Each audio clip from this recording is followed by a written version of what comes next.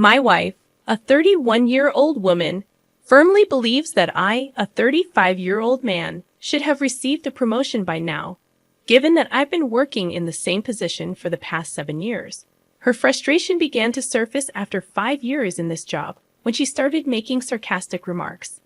She would often compare my situation to her friend's husband, who got a promotion after just 2 years, and her sister's fiancé, who secured a position after only 3 years at their respective jobs.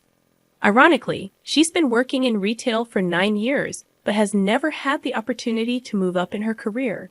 I suspect that her constant need to one-up others plays a role in her expectations. For instance, if one of her friend's spouses buys them an expensive item, she expects me to follow suit, simply because others have done so. Unfortunately, we're all too aware of the challenging economic situation in the United States due to the significant increase in prices over the past years. While I do my best to make my wife feel special, there are times when her demands seem excessive, especially when we can't afford such extravagances. Her disappointment with me grew over the past 2 months. Her closest friend received a new car for her birthday from her husband, and my wife expected the same from me. I had to remind her that I was still paying off the last car I bought her. This led to her giving me the cold shoulder, and our communication became sporadic at best. We exchanged greetings when we crossed paths, but that was the extent of it. I slept in the guest room and refused to indulge her because, at this point, I felt she could buy her own car. She believed that giving me the silent treatment would compel me to meet her demands. But when that didn't happen, she stopped talking to me altogether. Then, last week, I came home early from work. I had informed her that I'd be coming home at this time from now on, although she didn't inquire why. I had been prepared to explain my reason if she had asked. Instead, she continued to ignore me. The following day, while wiping the kitchen counter, I noticed her phone near the toaster. It appeared that she had forgotten it while running errands. I was about to leave it there when her phone lit up with an incoming message. Glancing down, I saw that it was from her friend, who inquired if my wife was certain about her earlier response. To my shock, my wife's previous message stated that she was leaving me because I was losing my job, and she couldn't tolerate it any longer. She added that there was no reason for her to stay, and our marriage had become pointless in our lives. I must admit, I was deeply hurt by her words. I never considered our marriage pointless, but it seemed that my wife viewed it as a one-sided relationship, with her taking more than giving. Her assumption that I was losing my job simply because I mentioned coming home early was a typical reaction for her. She always made assumptions without asking questions, so I decided not to inform her about my recent promotion, which came with a substantial pay increase and reduced work hours, because I was now managing my own team. I preferred to remain silent and let her think what she wanted. 2 days after I stumbled upon her text messages, she came downstairs while I was preparing dinner, with 2 suitcases packed, and announced that she was going to stay with her closest friend for a while to sort things out. I inquired about her intentions, and she explained that she believed our marriage was no longer working, and she wasn't happy.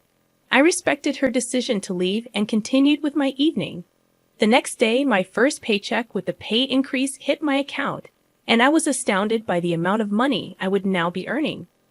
I contacted my good friend, her closest friend's husband, and suggested we go car shopping together. He picked me up, and we drove to the dealership. After choosing a car I liked, I drove away in my new vehicle. We had lunch together before parting ways to our respective homes.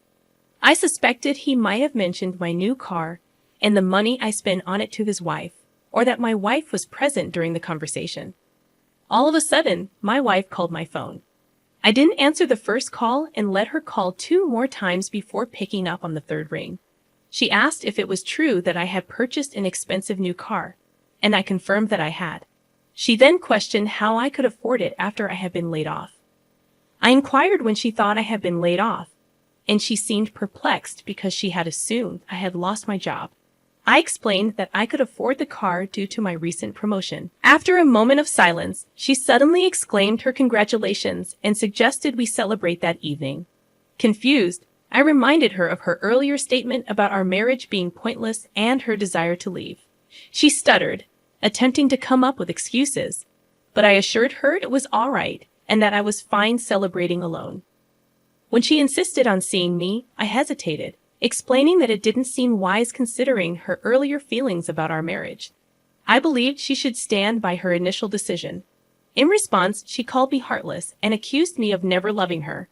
She burst into tears and abruptly hung up, leaving me wondering if I was wrong for my actions. Was I wrong to distance myself from her, especially considering her sudden interest in my life, seemingly sparked by my new car and promotion? It has been 2 days since my last post, and things have taken an unexpected turn. My wife has completely changed her demeanor, shifting from indifference to intense concern about my well-being. She has bombarded my phone with calls and texts, ranging from threats of divorce to accusations of infidelity. I found myself surprised at her sudden interest in my actions, considering her previous lack of concern. She expressed a desire to come home, but I stood my ground, reminding her that she was the one who chose to leave. I couldn't understand why she expected me to beg her to return. I firmly stated that I shouldn't have to fight for our marriage alone, as marriage is a partnership, and I didn't make those vows alone before the priests. I reminded her that she was the one who essentially declared our marriage was over and had reached its end, not me. I refused to stay in a marriage with someone who expressed such sentiments. I told her plainly that I wouldn't engage in conversations if all she intended to do was complain like a spoiled child. Of course, she didn't appreciate my bluntness and hung up on me. It's been a week and a half since the last update, and I'm seriously considering filing for divorce. Initially, I contemplated filing for separation, hoping to spare her from embarrassment, until she created a scene at my family dinner. I had invited her, giving her a chance to attend without informing my family about our living situation. I wanted to shield her from her recent inappropriate behavior and decisions. However, during the dinner, as we discussed various topics, I complimented my mom for her unwavering support for my dad, especially since he was currently using crutches due to a broken leg. My wife chose that moment to interject, expressing her desire for me to be as supportive as my parents were for each other. Fed up, I confronted her, asking if I was a bad husband simply because I didn't cater to her every whim or because I wasn't constantly pleading for her return. In front of my family, I revealed how she had been mistreating me, assuming I had lost my job without discussing it with me first. I shared how she had moved out, claiming our marriage was pointless and practically over. When my family questioned her, she tried to turn the situation around, suggesting she was trying to salvage our marriage. But I had been mistreating her ever since my promotion. I pointed out that she only wanted the marriage now because I was making significantly more money, and she wanted to enjoy the benefits. She began crying, portraying herself as the victim, and accused me of trying to leave her for a younger woman. My parents became upset, thinking I was pushing her out to make room for someone else due to my recent promotion. I chuckled and handed them my phone so they could see our text messages and understand the truth of the situation. Up until 2 months ago, she had been treating me horribly, speaking to me in a way that my sisters were ready to confront her about. When she tried to paint me as the villain in front of my parents, I was furious. That moment, I told her I was completely done with her. I reminded her about the marital agreement we had signed. I made it clear that since she had made the first move to dissolve the marriage by moving out and expressing her exhaustion with our relationship the following day, she was entitled to nothing. Despite her desperate pleas for another chance, I was ready for it to be over. I wanted to move on and find someone who valued me for who I am, not for my money. She was delusional for thinking she could leave me, try to guilt-trip me into taking her back, and then expect everything to be okay. I'm glad you're looking at this situation positively and choosing to move forward without her. It's evident that her effort only increased because you got a promotion. You deserve someone who appreciates you for who you are, not for your success. As for my own struggles, I've always found it challenging to pay attention and focus on things I find boring. Managing deadlines, waking up, and falling asleep have always been difficult for me, and my memory is incredibly weak. Somehow, I managed to get through high school and even secured a spot in my dream university. although I felt it was more due to luck than my efforts. I often skipped classes at the community college, using excuses to mask the fact that I was sleeping in. This behavior made me feel awful about myself, fearing that if anyone discovered my laziness, they would hate me and think I was a failure. My self-esteem took a severe hit, and I developed imposter syndrome, general anxiety disorder, and an eating disorder due to my self-loathing. When university started, it became even harder to maintain my grades. Despite my best efforts, I kept missing deadlines, struggled to pay attention in class, and found it nearly impossible to focus on my studies. I tried everything: attending learning skill classes, reading every self-help book, locking myself in my dorm room, but I still felt like I was falling short academically. I was at an all-time low mentally until I stumbled upon an article about ADHD that felt like it was narrating my life story. Every little symptom described seemed to fit me perfectly. This discovery gave me newfound hope that I could get help. Fortunately, I was still covered by my parents' insurance. I promptly consulted a neurologist, which cost me $50, a detail that might become significant later on. The neurologist confirmed it was a classic case of ADHD and also diagnosed a memory problem. He provided me with a comprehensive treatment plan, including medication. I felt an overwhelming sense of relief and validation. Yesterday, I took half a pill for the first time, and it was a transformative experience. It was as if someone had turned off a loud noise that I hadn't even realized was there.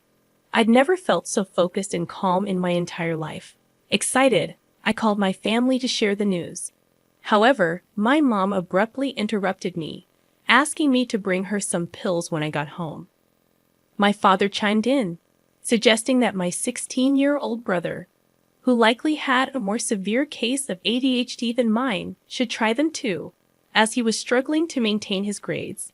I was deeply uncomfortable with their request and suggested they consult a doctor themselves since it wasn't expensive and the wait times weren't long. But they brushed it off, insisting that ADHD medication was common nowadays, with people obtaining them from friends. And if it worked so well for me, why wouldn't I want the same for them? They claimed I was being overly uptight and making a fuss out of nothing. I'm torn because I understand people often share these medications, but I'm worried about the legality and potential consequences. Additionally, I fear running out when I need them, which might sound selfish. I want to emphasize that my brother is completely unaware of this situation and is the sweetest young boy who would never pressure anyone for anything. I want to express my gratitude to everyone for their supportive comments. I wish I could respond to each one individually, but please know that I've read them all. Your positivity has genuinely made my day and helped me feel better about my situation. Thank you for your kindness. I want to clarify that I never seriously considered sharing the medication. My post was more about my conflicted feelings regarding their request. Under no circumstances should you give away your prescription meds. ADHD medications are controlled substances, and running out before the prescribed time could lead to suspicion of illegal activity. Selling them or sharing them with family members could get you into serious trouble. If you fear someone might steal them, consider using a lockbox. It's unwise to share prescription medications. Your family members should consult a doctor for their own diagnosis and treatments. Introducing new medications without supervision might lead to harmful interactions. A couple of months before my grandmother passed away, I drove down to see her with my dad. Despite my initial belief that she disliked me due to my past mistakes, she gave me her wedding ring among other things, mentioning that I was her light and always there for her without being asked. During my visit, I learned about my grandfather's infidelity, and I assumed she gave me the ring instead of leaving it for him because she wanted him to have someone after her passing. I facilitated a reconciliation, but after her death, my cousin asked me to return the ring to my grandfather. I refused, believing that if she intended him to have it, she would have left it for him. Am I in the wrong here? Morally, you're not at fault. It was a gift freely given. However, you might want to check the legalities in your area, as sometimes gifts given shortly before death can be contested as part of the inheritance. Be prepared for relatives to try to guilt you into giving it back. But remember, your grandmother's intentions matter, and it's not your responsibility to fulfill someone else's assumptions about her relationship with your grandfather.